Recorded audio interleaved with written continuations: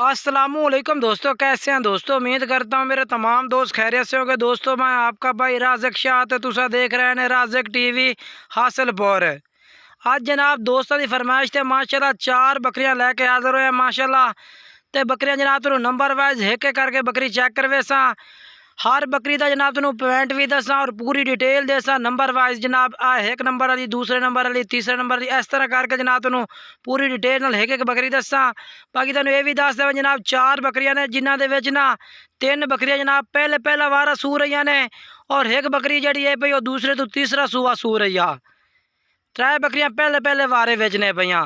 बाकी हुण तुहानू नंबर वाइज चेक करवा देना पूरी डिटेल नाल एक एक करके। पहले नंबर वाली बकरी जनाब चेक कर लो, सफ़ेद ताल दी सफ़ेद मक्की चीनी टॉप क्लास क्वालिटी विच और चंगी नस्ली फुल साइज की बकरी है। अगर जनाब कलर की गल की जाए ना, असल सफ़ेद मक्की चीना कलर पाटता है जनाब सफ़ेद ताल दे विच। सफ़ेद ताल सफ़ेद मक्की चीना बरीक चिड़ा और बिल्कुल बरीक जिल्द दे विच बकरी है। नस्ली जानवर है माशाल्लाह कमाल दा। इहो जी बकरी जनाब अगर फार्म ते खड़ी हो ना, यकीन करो लोग 2.5-3 लाख रुपये मंगते हैं, लेकिन कीमत बिल्कुल मुनासिब है। कीमत भी तुहानू इस वीडियो के लाजमन दसा। पहले तुसी बकरियां चेक कर लो।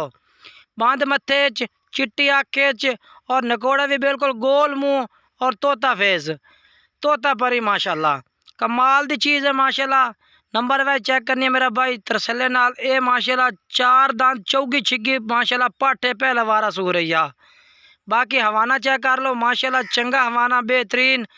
और आज मजीद इन तकरीबन 25 दिन 20 दिन या महीना ये काट सकती है बिल्कुल, यानी कि 4 महीना तो उत्ते दिन जा रहे हैं इनू 20 दिन भी काट सकती है, 25 दिन भी काट सकती है बिल्कुल माशाल्लाह।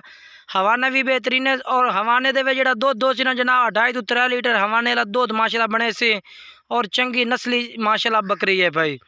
उस तो बाद दूसरे नंबर वाली बकरी चेक कर लो, ये भी माशाल्लाह कमाल दी सफ़ेद ताल दी खट्टी मक्की चीनी माशाल्लाह।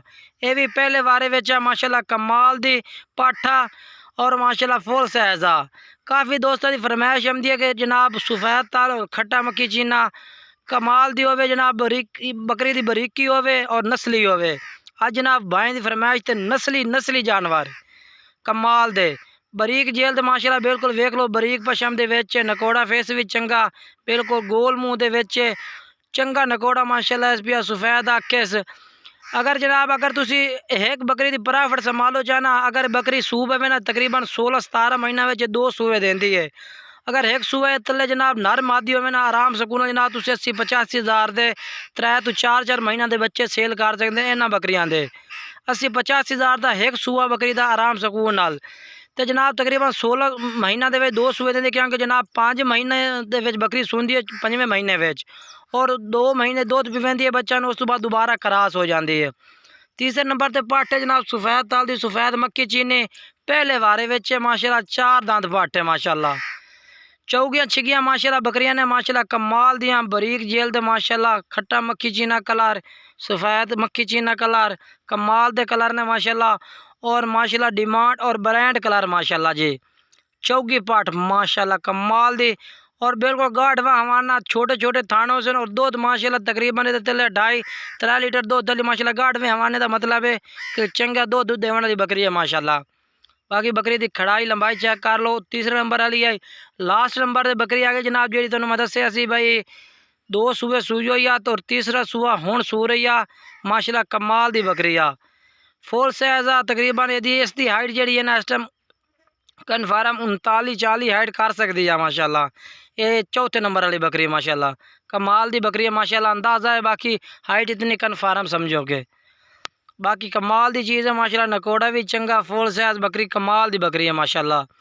बाकी जेड़ा रेट है भी वो भी जनाब बैन दसना बिल्कुल मुहब्बत वाला रेट हो सी। कोई भाई खरीदना चाहे ना ये 4 बकरियां कट्ठियाँ। बाकी पहले मुँह चेक कर लो माशाल्लाह 8 दांत बकरी है माशाल्लाह 8 दांत और हवाना माशाल्लाह चंगा लंबा हवाने लंबे लंबे थड़ा में 3 लीटर दूध वाली बकरी बन सी। और जी कीमत है जनाब 95 हज़ार रुपया फाइनल कीमत तो लग जाती नंबर स्क्रीन पर व्हाट्सअप